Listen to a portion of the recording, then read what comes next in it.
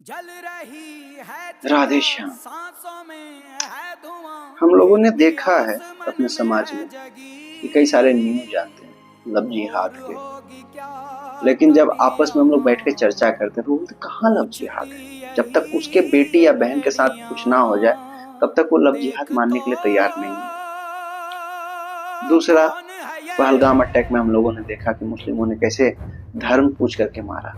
अभी कुछ दिन पहले ये भी खबर आई कि दिल्ली में भी किसी से कुछ मुसलमान का जो भी होता है मंत्र वो पढ़वाने की कोशिश की गई और वो नहीं पढ़ पाया तो उसे मार दिया गया। फिर भी हम लोग चुप रहे।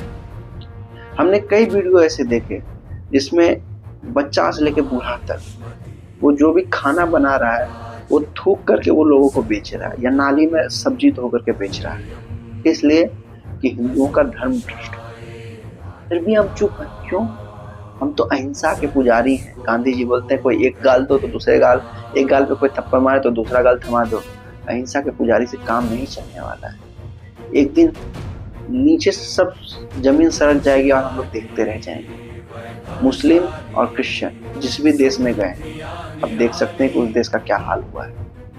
हम ऐसा नहीं करते कि हर कोई बुरा होता है, लेकिन ये भी नहीं कहते कि सबके सब अच्छे हैं।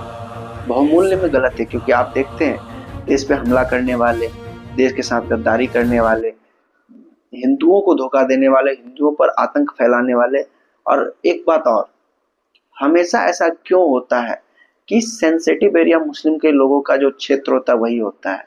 जब भी पूजा का समय आता है, हमें रैली निकालना होता है या कुछ आध्यात्मिक यात्राएं निकालनी होती है तो मुस्लिम के एरिया से नहीं निकाल पाते। क्यों? क्योंकि सेंसिटिव एरिया है। सेंसिटिव एरिया कैसे हो रहा है, जरा सोचने का विषय है। केवल सेकुलर का चश्मा पहनने से काम नहीं चलता है। केवल मैं की जिंदगी नहीं जी जाती है। अपनों के विषय में भी सोचना पड़ता है। राधे श्याम।